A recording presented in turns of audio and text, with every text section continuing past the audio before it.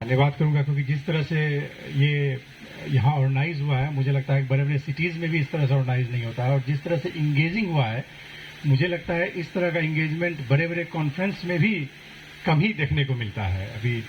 तो ये बहुत बड़ी बात है। शायद पिंडारुस की धरती का भी कमाल है, उसका भी एक योगदान को हम नहीं भूल सकते हैं कि जो एकेडमिक ट्रेडिशन सैकड़ों साल से यहाँ चली आ रही है, उसको तो उसकी छवि या उसका जो उसका महत्व यहाँ देखने को मिलेगा ही। तो बेसिकली मेरा जो पेपर है financial inclusion of farmers in Bihar the caste class dynamics, मैं एक थोड़ा टेक्निकल काम था जिसको मैं ग्राफ के थ्रू बताऊंगा, और मैं कोशिश करूंगा जो मुख्य बातें हैं वो निकल के आ जाए। ग्राफ के अंदर और भी सारी चीजें हैं जो मुझे नहीं लगता है कि अभी डिस्कशन की जरूरत है। मैं जो मेन पॉइंट्स होगा मैं उसको हाईलाइट करूंगा। मैं चाहूंगा कि सेशन थोड़ा इंगेजिंग हो और इससे ज्यादा इकोनॉमिक्स में ज्यादा टेक्निकल बनाने की थोड़ी बात होती है। ज्यादा पब्लिकेशन ज्यादा जब पेपर्स में जाएंगे तो टेक्निकल हो जाती है बहुत, और कई बार कॉमन प्लेटफॉर्म से डिटैच हो जाती है। तो मैं नहीं चाहता हूं कि कोई भी चीजें उस तरह की हो यहाँ पर।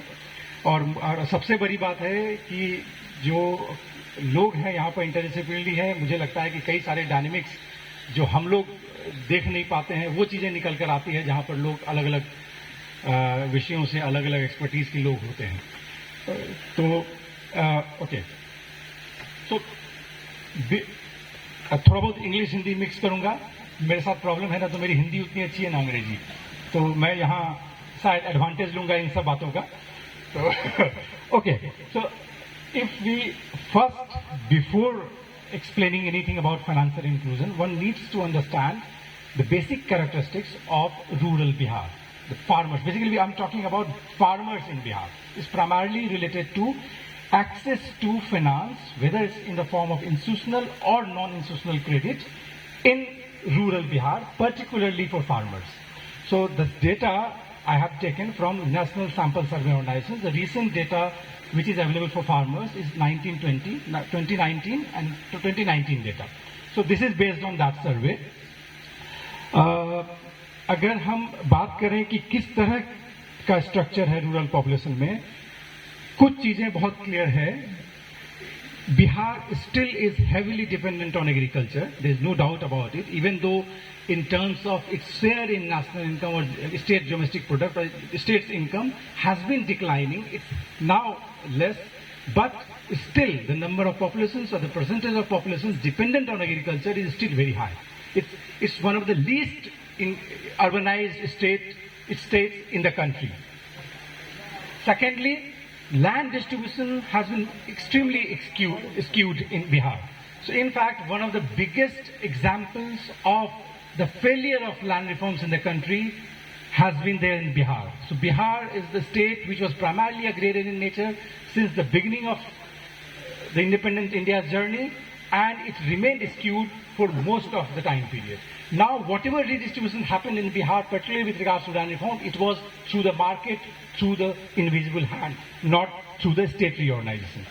फैमिली के बीच में जमीन बट गई, लोग बेचकर निकल गए, लेकिन कोई भी कॉन्सेप्ट रीऑर्गेनाइजेशन लैंड का नहीं हुआ। इसीलिए जो एलियनेशन है बिहार में, एक सेगमेंट के पास लैंड या लैंड का कॉन्सेंट्रेशन है, वो अभी भी है, काफी है। और रिसेंटली जो बंदोपाध्याय रिपोर्ट थी उसमें काफी क्लियरली मेंशन किया गया था कि बिहार में लैंड काफी स्क्यूड है। और दो तरह की प्रॉब्लम थी, एक तो स्क्यूड है, कुछ की साइज इतने छोटे हो गए हैं वो अनवाइबल हो गया है। तो लैंड से रिलेटेड जो समस्या है बिहार में वो दोनों फोल्ड है। कुछ जगह एब्सेंटी लैंडलॉर्ड्स हैं, कुछ जगह टेनियर सिस्टम प्रॉपर्ली ऑर्गेनाइज नहीं है, और कई जगह ये इतने फ्रैगमेंटेड है कि वहां पर वायबल एग्रीकल्चर पॉसिबल नहीं है, टुकड़ों में जमीनें हैं। तो उसके बाद बिहार का एग्रीकल्चर भी प्रॉफिटेबल नहीं है because of variety of reason, lack of infrastructure, lack of other institutional supports. Then होता क्या है उससे कि आप जो इनकम का लेवल है फार्मर्स का वो बहुत कम है। इनफैक्ट अगर आप देखेंगे वेरी सरप्राइजिंगली, इफ यू आप हमारे पास माइग्रेशन का डिटेल नहीं है, data recent data thanks to the government, but जो पुराने डेटा है अगर आप देखेंगे, even farmers, marginal and small farmers are moving out from villages in search of casual wage employments elsewhere in the country. So जो चीजें बाकी states में कम है, जो फर्टाइल लैंड्स नॉर्थ इंडिया के रीजन है, वहां अगर किसी के पास 1 एकड़ जमीन है तो वहां पर माइग्रेशन की पॉसिबिलिटी बहुत लो है। बट अभी भी बिहार में जब छोटे प्लॉट्स वाले लोग माइग्रेट करते हैं, क्योंकि कहीं कहीं उनका इनकम स्टेटस वायबल एग्रीकल्चर बहुत ज्यादा नहीं है, जिससे उनका इनकम स्टेटस कम है। जब इनकम स्टेटस कम है इनकम, तो उनकी सेविंग्स कम है, उनका इन्वेस्टमेंट कम है। और of course in Bihar return to investment is also very low in the agriculture. So, in one line, we can say that Bihar's agriculture is trapped in low income, low saving, and low investment cycle. So that's a vicious cycle of, low investment and low saving. उसके बाद further problems हैं drought, water management, mismanagement. We call it mismanagement. Water is completely mismanaged in Bihar. कभी drought हो जाती है, कभी flood हो जाती है। तो जो जिस तरह की सिक्योरिटी है क्रॉपिंग की, वो नहीं हो पाती यहाँ बिहार में। इसलिए अगर आप देखेंगे, अगर क्लोजली देखेंगे यहाँ के प्रोडक्शन को, तो शायद ही कोई स्टेट में इतना variation year by year production में आता है जितना कि बिहार में आता है। तो वो भी एक बहुत बड़ा निगेटिव एस्पेक्ट है। किसी साल आपका आउटपुट काफी हाई होगा, किसी साल बहुत कम हो जाता है। तो ये फ्लक्चुएशंस भी बहुत प्रॉब्लमेटिक है, खास करके जो लोग छोटे और मध्यम किसान हैं, जिनके पास सेविंग सफिशिएंट नहीं है। दूसरा प्रॉब्लम जो है यहां पर, वो है कास्ट और क्लास बेस्ड एक्सक्लूजन। अभी भी कास्ट बेस्ड एक्सक्लूजन के कई एविडेंस बिहार में है। मैं जानता हूं काफी कंट्रोवर्शियल टॉपिक है, बट डेफिनेटली इफ यू, हर कास्ट के बारे में हर एक ग्रुप का अपना अपना एक ऑब्जर्वेशन होता है, but if you go by all economic and other indicators, you will clearly find the high level of caste-based discriminations which has been prevalent and is still very much prevalent in Bihar. So, but I will skip some of the parts. So, I am talking about access to credit, particularly institutional credit. क्यों institutional credit? क्यों बिहार के लिए important है? क्योंकि बिहार के लोगों के पास already income नहीं है, जिसके कारण इन्वेस्टमेंट के लिए पैसे नहीं है। तो वो कैसे इन्वेस्ट करेंगे? Financial inclusion through. यदि उन्हें चीप लोन मिलता है गवर्नमेंट की तरफ से, तो वो एग्रीकल्चर पे इन्वेस्ट करेंगे, और कहीं कहीं वो जो ट्रैप है, वो जो साइकिल है, विशियस साइकिल है, उसे ब्रेक किया जा सकता है। इसीलिए फाइनेंशियल इंक्लूजन के 2 इंडिकेटर्स हैं। एक तो वो दिखाता भी है कि किस तरह की डिस्पैरिटी, डिस्क्रिमिनेशन और एक्सक्लूजन है।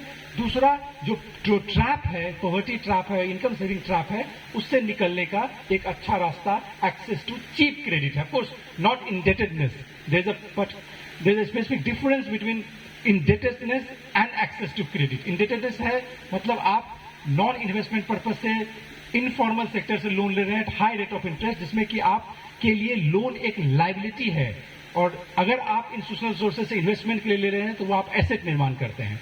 तो इन दोनों का डिफरेंस ही इन सारे एक्सक्लूजन और डिस्क्रिमिनेशन की एनालिसिस, मेरी एनालिसिस पर बेस्ड है। मैं क्रेडिट पॉलिसीज को बाद में बताऊंगा कि क्या इम्प्लीकेशंस है। पहले मैं देखना चाहता हूं कि एक्चुअली पैटर्न क्या है क्रेडिट का, क्या एक्सेस टू क्रेडिट क्या है। सबसे पहले अगर हम लोग देखें कि किस तरह का लैंड डिस्ट्रीब्यूशन है, तो इट्स वेरी क्लियर दैट मैंने 5-6 भागों में बांटा है। एरिया 0.4 मतलब जिनकी भी जमीन 0.4 एकड़ से कम है। उसके बाद 1 मतलब 1 एकड़, 0.4 से 1 एकड़, देन 1 to 2 एकड़, 2 to 4 एकड़, 4 to 10 एकड़ एंड 10 एकड़ से एबव लैंड। तो मैंने सारे फार्मर्स हाउस होल्ड्स को इन कैटेगरीज में बांटा है। और अगर आप डिस्ट्रीब्यूशन देखेंगे तो up to 2 acres of land, 88.5% of the farmers are having less than 2 acres of land. So in Bihar, agriculture is dominated by small marginal farmers primarily. Large farmers only 0.16 above 10. बहुत छोटा proportion है जिनके पास 10 एकड़ से ऊपर land है। तो अब अगर हम कास्ट के बेसिस पर जाएं, ये फार्मर्स का है। In fact to large extent it's also matching with the recent government of Bihar caste census. ये मैंने यूनिट लेवल डेटा से एक्सट्रैक्ट किया है, it's not there in the reports and all. तो आप देखेंगे कि एसटी का प्रोपोर्शन ऑफ कोर्स बहुत कम है बिहार में, क्योंकि झारखंड के सेपरेशन के बाद it's only 2.5 and it's primarily rural Bihar. So please, this is not the figure of the whole Bihar, this is particularly rural Bihar. Schedule caste farmers 27%, OBC 58% के अराउंड जो फार्मर्स हैं, और अदर्स अगर आप चले जाएंगे तो अराउंड 12.6% अदर्स कैटेगरी वाले फार्मर्स की कैटेगरी में रूरल में आते हैं, अकॉर्डिंग टू एनएसएस सर्वे 2019। हिंदू मुस्लिम में 88% के आसपास हिंदू फार्मर्स हैं और 12% के आसपास मुस्लिम फार्मर्स हैं रूरल एरिया में. That's the demography of the farming.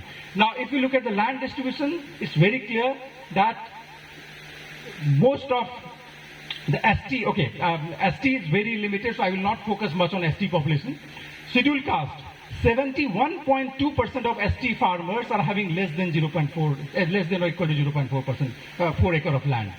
So in fact, there is a clear caste-wise inequality in land distribution in Bihar, and that's very significant. You see, and if you add this other part, it becomes overwhelming. So up to 1 acre of land, so most of the scheduled caste population in Bihar are having, overwhelming majority are having less than 1 acre of land. So they are basically marginal farmers, even marginal at the lower ladder. Now if we talk about, so that demography, so now we come to financial inclusion indicators. The first is bank account. So why I'm talking about this? Recently government and India started and implemented Jan Dhan Yojana, and primarily it was argued that people are not having access to formal loan primarily because they are not connected to the formal banking system. One of the biggest hindrance of financial inclusion is disconnect with the formal banking system. So farmers are not being connected to the formal banking. They are not having proper account with the banks. So therefore they are excluded from the formal banking system. Once they will have access to the bank or maybe having a bank account in the banks, they will get access to most of the schemes which are already available in the banking system. तो मेरा ये paper basically उसका एक critic है. तो मुझे लगता है कि जो फार्मर्स को लोन नहीं मिल रहा है, it's not because of technical reasons, it's more about the policy and larger policy reasons जिसके कारण उनको नहीं मिल रहा है. क्योंकि अब आप देखिए कि अगर अकाउंट्स की बात करेंगे तो इवन सारे ग्रुप में farmers having land bank account is very high, more than 93%, and this is similarly true for caste categories. So all across caste and class group, they all are having, most of them, overwhelming majority of them are having bank accounts. सबके bank account हैं, लेकिन क्या उनके पास किसान credit card जो सबसे बड़ा source है इंस्टीट्यूशनल क्रेडिट का फार्मर्स के पास, क्या उसमें कोई डिस्क्रिमिनेशन है? आप ये देखिए, जो सबसे छोटे फार्मर्स हैं, सिर्फ 5.6% of farmers are having Kisan Credit Card. This is one of the biggest, or probably now the only major source of giving institutional loans to the farmers. और अगर आप सीधे चले जाएं एरिया ऊपर में, 77% of the top farmers, the largest farmers are having Kisan Credit Card, and it goes exactly ladder way. So यहाँ आप क्लियरली देख रहे हैं किसान क्रेडिट कार्ड की जरूरत किनको है? उनको जिनके पास सफिशिएंट फाइनेंस नहीं है, सफिशिएंट कैपेसिटी नहीं है इन्वेस्ट करने की. The purpose, when you look at the document of Kisan credit card, it is primarily meant for those who are not having sufficient fund. But on the contrary, if you look at the result, you find it's being accessed by those who are already having a bigger size of the land. And in a similar fashion, you see the others category are having more Kisan credit card as compared to scheduled caste, which is even the condition is worse than the marginal farmers, 0.4 category. Less than 2% of scheduled caste farmers are having access to Kisan credit card. However, there is a provision of giving more credit, more KCC. There is a target of giving KCC to the small scheduled caste population in Bihar and all. अब अगर आप देखेंगे total loan, जैसे आप size में बढ़ते हैं land में, आपकी टोटल साइज पर हाउस होल्ड लोन बढ़ता है. But more importantly, the share of the institutional loan becomes much higher. Institutional मतलब जो आपके संस्थागत लोन है, जो आपको बैंकिंग या उससे रेगुलेटेड जगह पर कम इंटरेस्ट रेट में मिलता है. गैर संस्थागत लोन होता है जो आपको मनी लेंडर या बाकी सारे जगहों से मिलता है, जिसका इंटरेस्ट रेट हाई होता है. तो आप देखेंगे जैसे जैसे आप लैंड साइज में बढ़ते हैं और जैसे जैसे आप कास्ट कैटेगरी में बढ़ते हैं, न सिर्फ एक्सेस टू टोटल फाइनेंस आपका बढ़ता जाता है, बल्कि आपका इंस्टीट्यूशनल लोन्स का शेयर भी काफी तेजी से बढ़ता है. मतलब आप बेसिकली वेल ऑफ लोगों को ज्यादा इंस्टीट्यूशनल क्रेडिट मिलता है, न कि उन लोगों को जिनको इनकी एक्चुअली जरूरत है. उसके बाद अगर आप इंटरेस्ट देखेंगे, interest is one of the most important indicators of discrimination against a particular community. And in fact the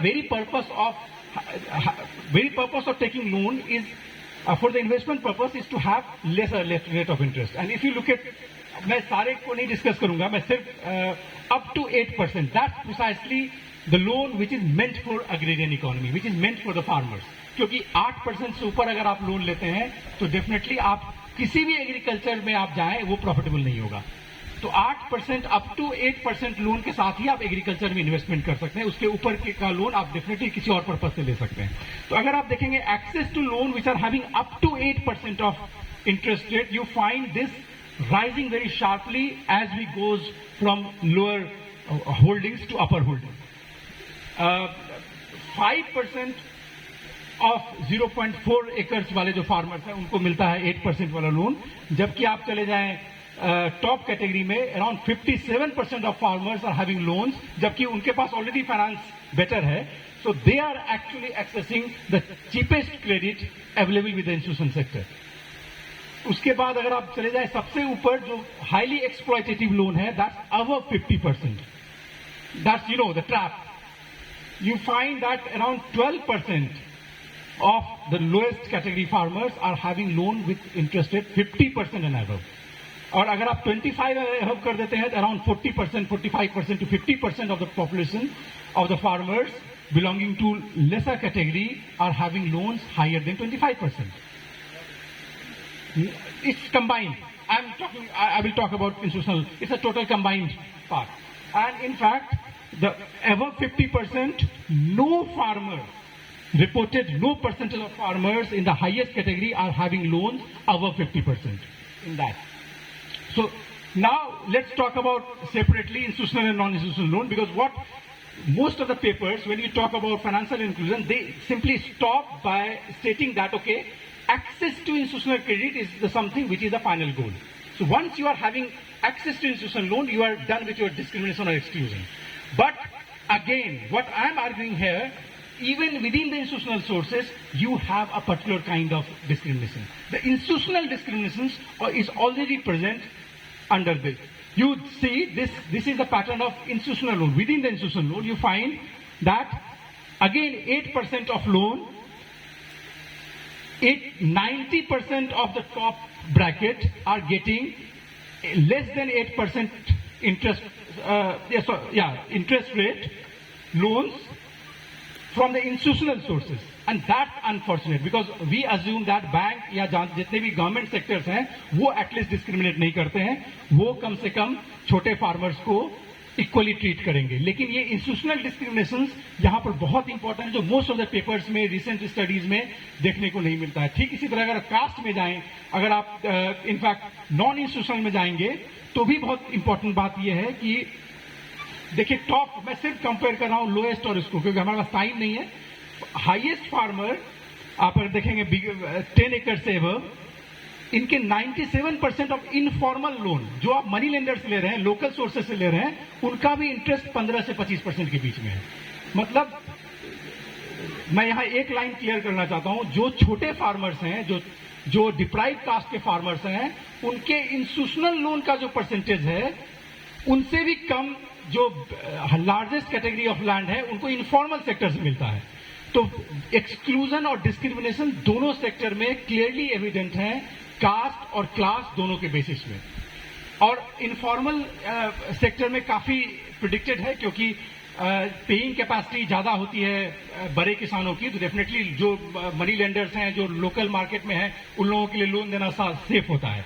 तो ये इनफैक्ट जो पूरा इंस्टीट्यूशनल लोन है उसका जो प्रिंसिपल्स है एग्जैक्टली उसी के बेसिस पर है कि since the bargaining power, since the collateral is lower for the deprived section and deprived section, therefore they must be given loan at low rate of interest from the institutional means.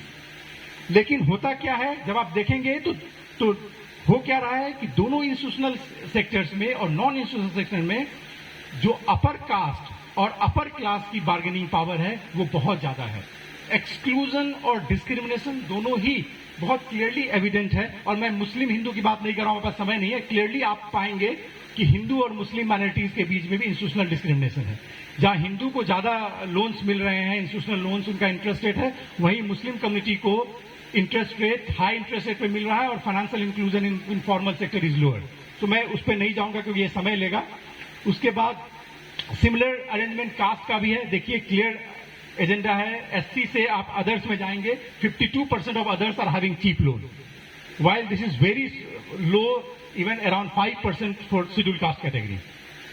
और ये again for both institutional and non institutional, दोनों के case में ये सारी चीजें same है, मैं ज्यादा रिपीट नहीं करूंगा। केस उसके बाद अगर आप चाहते हैं कि लोन लिए क्यों जा रहे हैं, लोन का एक पर्पस है, आपके अगर फाइनेंशियल कंस्ट्रेंट है तो आप लोन लेकर आप इन्वेस्ट कीजिए और उस पॉवर्टी ट्रैप से आप बाहर निकलिए। तो इन्वेस्टमेंट पर्पज से loan is considered the best way, best spend loan. लेकिन ऑफ कोर्स अगर आप देखेंगे कि अगर साइज क्लास में देखेंगे कि लोन किस तरह से यूटिलाइज होती है और क्या ये लोन एक्चुअली पॉवर्टी ट्रैप से बाहर निकलने के लिए यूज हो रही है या फिर ये पॉवर्टी ट्रैप को फर्दर एग्रावेट करने के लिए यूज हो रही है, तो purpose of loan is very clear. आप देखिए जो छोटे किसान हैं उनका मैक्सिमम साइज ऑफ लोन है मेडिकल और कंजम्पशन एक्सपेंडिचर के लिए, यानी वो लोग डे टू डे कंजम्पशंस को मीट नहीं कर पा रहे हैं, मेडिकल एक्सपेंडिचर को नहीं कर पा रहे हैं, इसलिए major loan, overwhelming proportion of their loans are coming for the purpose of general expenditure, medical distress expenditure rather. And yeah, so 2 minutes only. So then if you go to the largest class, you see 85% of loans are taken for investment purposes and particularly for capital expenditure purposes. So ये basically indicate करता है, exactly same is true for scheduled caste, OBC and others, Hindu and Muslim also. You find that जो deprived section है उनके loan ज्यादातर consumption में जा रहे हैं और जो लोग caste wise, class wise upward ladder पर है उनका लोन जो ज्यादा इंस्टीट्यूशनल लोन ले रहे हैं उनका जो इन्वेस्टमेंट है उनका इन्वेस्टमेंट पर्पज के लिए कंज्यूम हो रहा है। तो बेसिकली मैं यही कंक्लूड कर रहा हूं। तो प्रॉब्लम कहां हो रही है? प्रॉब्लम हो रही है जिस तरह से macro economic policies, economic policies हम लोग की फ्रेम हो रही है, उनके फ्रेमिंग का प्रॉब्लम है। 2-3 बात कहूंगा, उसका बेहतर होगा क्वेश्चंस में आंसर करूं। पहली बात तो यह है जो banking policies under new liberal reform, जो रिफॉर्म के बाद जो बैंकिंग पॉलिसीज हो गई है उसमें बैंक एक डेवलपमेंट इंस्टीट्यूशन नहीं है, वो एक प्रॉफिट मेकिंग बॉडीज है। उसके एनपीएस के ऊपर बात होती है, उसके कॉस्ट और एक्सपेंडिचर की बात होती है, उसके प्रॉफिट्स की बात होती है। जिस मोमेंट पर बैंकिंग इंस्टीट्यूशंस अगर प्रॉफिट मेकिंग इंस्टीट्यूशन बन जाता है तो उसके इंडिकेटर्स, उनके सारे टारगेट्स चेंज हो जाते हैं। वो क्यों 50? क्योंकि अगर आप 50 छोटे लोगों को लोन देंगे, आपका कॉस्ट और एक्सपेंडिचर काफी ज्यादा होगा, आपके रिस्क ज्यादा है, तो definitely a bank as part of profit making institution will always try to give loan to one person with more security. उसके बाद जो आपके प्रोविजंस थे, जिसे कहते थे हम लोग 1969 में जब बैंक का नेशनलाइजेशन हुआ था तो हम प्रायोरिटी सेक्टर लेंडिंग नाम की एक व्यवस्था की गई थी। इसमें 40% लोन कहा गया था प्रायोरिटी सेक्टर में जाएगा, जिसमें agriculture, small scale industries and थोड़े बहुत जो सेल्फ एम्प्लॉयमेंट था उसको कहा गया था। तो 91 के लिबरलाइजेशन के बाद दो वो term remains the same, but उसके डेफिनेशंस को इतना डाइल्यूट किया गया कि अब एक मेजर पार्ट उसमें कोका कोला, महिंद्रा और कैलॉग्स को और पेप्सी को इसी के अंदर में लोन मिलता है। इसके बाद एक प्रोविजन है इनडायरेक्ट लोन का, जब आप डिस्बर्स नहीं कर पाए फार्मर्स को, आप नाबार्ड को दे दीजिए, ठीक है, इनडायरेक्ट डिसबर्सिंग ऑन लोन। ज्यादातर केसेस में हो क्या रहा है, आप बैंक नहीं पहुंच पा रही है, आर्म्स लेंथ डिस्टेंस बहुत बढ़ गया है, वो इतना एक्सपेंडिचर नहीं कर पा रही, तो वो क्या करती है, यूटिलाइज नहीं करती है और वो नाबार्ड को दे देती है। और नाबार्ड में क्लियर क्लास डायनेमिक्स है। नाबार्ड के थ्रू जो आप एक्सेस करते हैं किसी प्रोजेक्ट के लिए, there is a clear class dynamics in that, accessing to some of those institutional credits, but I will not go into that. So fundamental, और भी कई सारी चीजें जो I will not go into that, maybe we will entertain the question in that regard.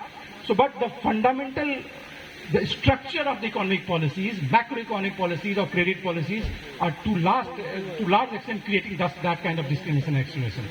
So we cannot overcome this kind of non-inclusion through some technical factors. Thank you. Yes, any questions?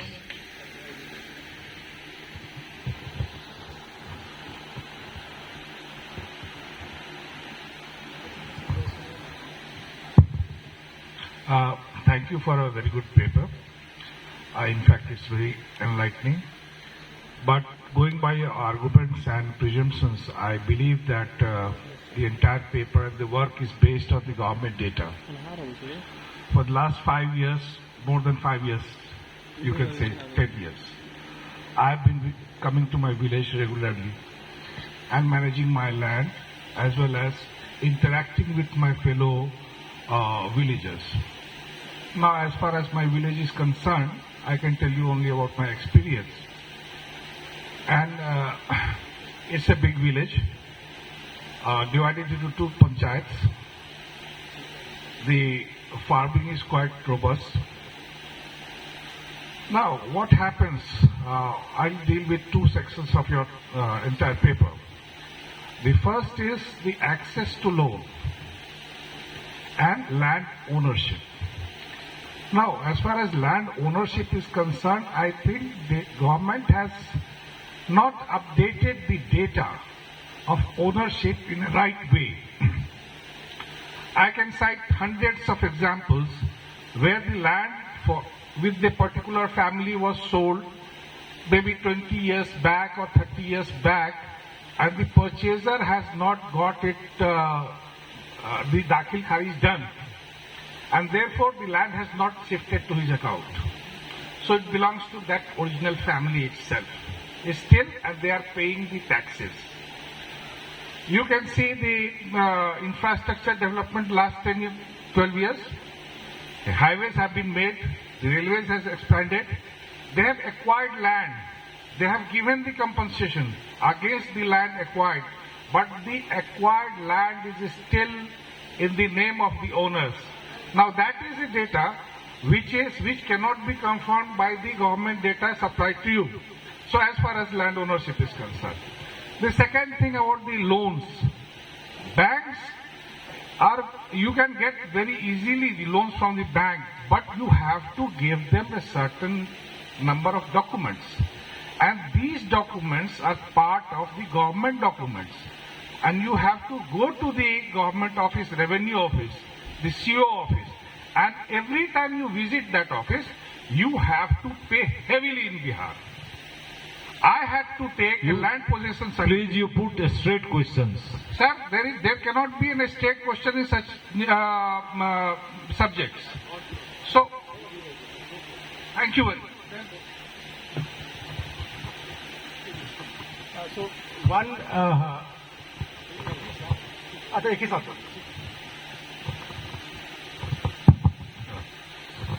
Thank you for the presentation. In many ways, it's not surprising. You were hinting at the end, the housing loan shows a similar kind of profile. In the sense, those who most need housing loans are the least likely to get, what they need. Institutional loan. Talking housing institutional loan, you'll see a similar kind of profile and pattern emerging, right, across, at least that's my reading. But more to the point is, I'd like you to comment on 2 things. One is that the very way the question of EMIs and loans are packaged by, public sector banks, right? For instance, that EMI payments have to be in 5 years, 8 years, right? And this is coming from my engagement with, there is a non-profit called Selco in Bangalore, right? So they deal with solar things. So the CEO of that company, well known, Harish Hande, so you're saying कि हम लोग साल भर में 52 weekend में जाके जो local cooperative the bank उनको समझा के कि देखिए ये हमारा this is the cash flow, how do you expect us to give returns, right? So it took them 1 year of constant thing to make the bankers understand that this is not feasible. So in other words, my question is, right, the whole packaging of EMIs, longer time frames of giving back loans, etc. So it works always to the advantage of those who already have more loans, right, or more sort of capital, right, as you're showing. My second point is, can you comment about anything related to fintech? So that's emerging as a new landscape. It's apparently saying that the people who do not have access, उनको आसानी होगा fintech से, तो क्या लग रहा है आपको? तो ये 2 सवाल है. Thank you.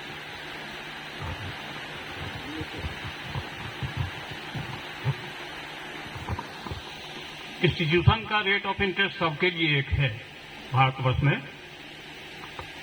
फिर जो लो लैंड होल्डर है उनको उनके साथ डिस्क्रिमिनेशन हो सकता है, लेकिन कास्ट के आधार पर डिस्क्रिमिनेशन कैसे होगा?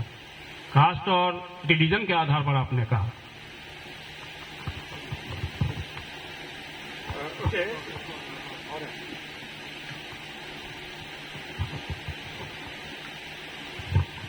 एक सिंपल लुकिंग क्वेश्चन है मेरे मन में।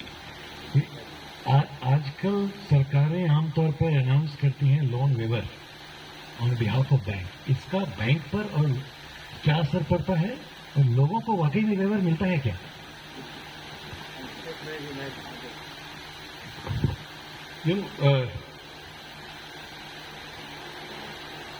The entire business of land reforms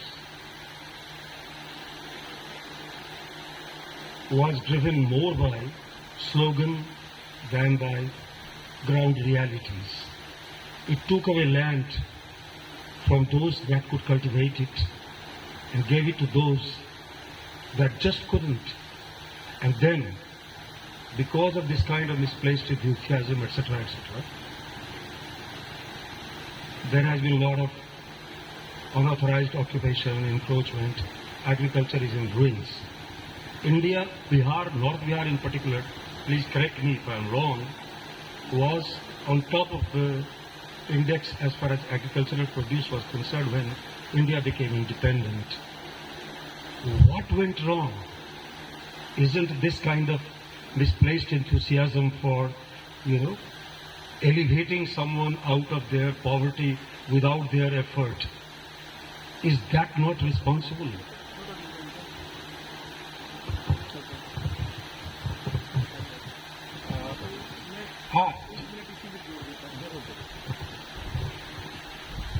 लोगों के मन में एक सवाल है कि क्या कोई भी कंट्री ऐसा है जिसमें कि सभी लोगों को एग्रीकल्चर सेक्टर में रिटेन करना पॉसिबल हो पाया है? और यदि ये फेट एकम्पली है तो फिर आप आर्टिफिशियल मीन्स इसको कहां तक रोक सकते हैं? ये लोगों के मन में सवाल है जिसको एड्रेस करने की कोशिश करें। जितने सवाल है उस पर मैं एक और प्रेजेंटेशन कर सकता हूं, तो मैं शायद नहीं करूंगा। पहली बात तो यह है कि मैं इनसे डिस्कस जिसे स्टार्ट करता हूं, ये गवर्नमेंट डेटा नहीं है। NSS is something different. NSS is a sample survey जो कि पूरे इंडिया लेवल पर किया जाता है इंडिपेंडेंटली।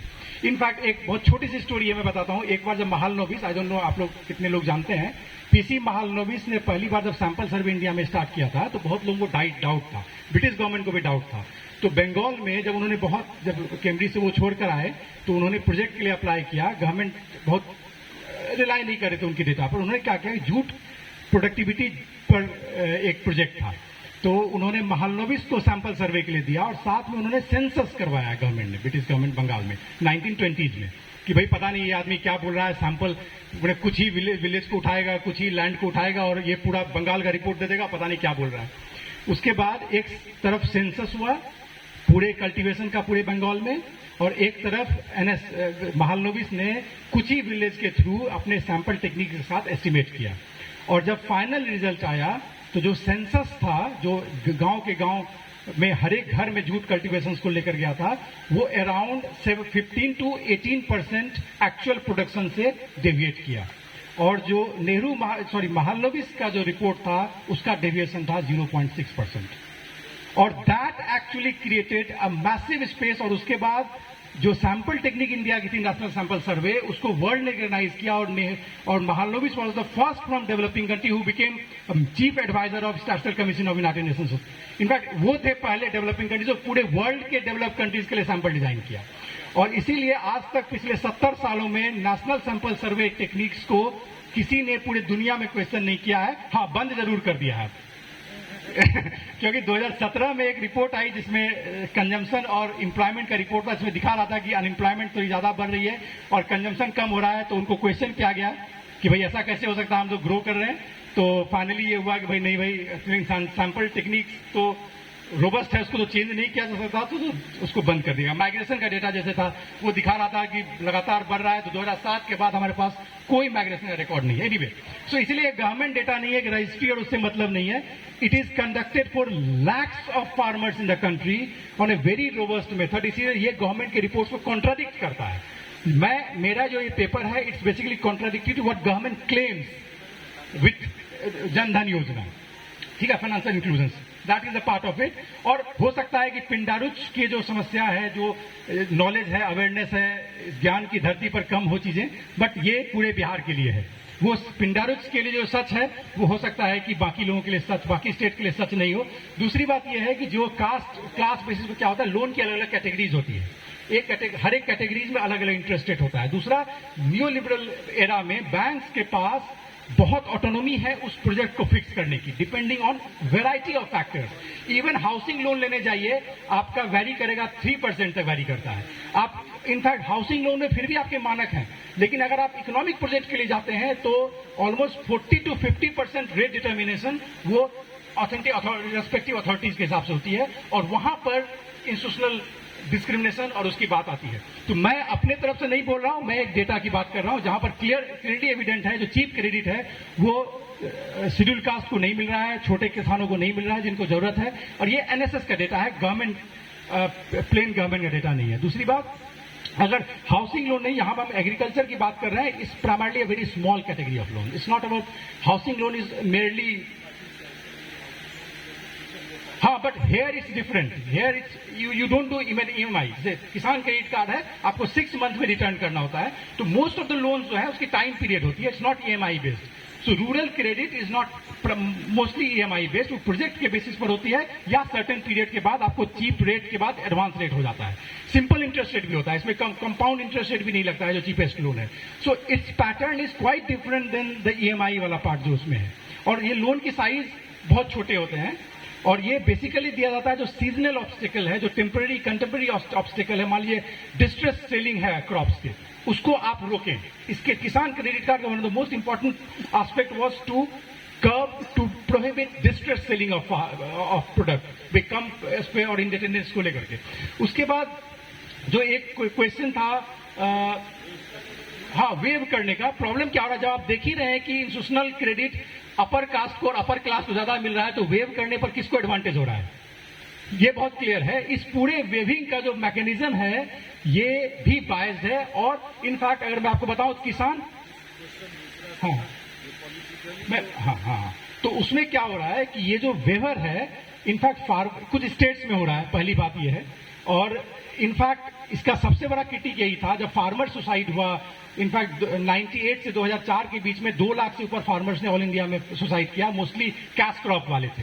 तो उसमें कहा गया इंडिपेंडेंस एक मेजर रीजन था, कई इलेक्शंस में पॉलिटिकल गेन हुआ, लोग जीत कर आए, लेकिन उसके बाद भी जब वेव किया गया तो वेव किया गया इंस्टीट्यूशनल लोन को।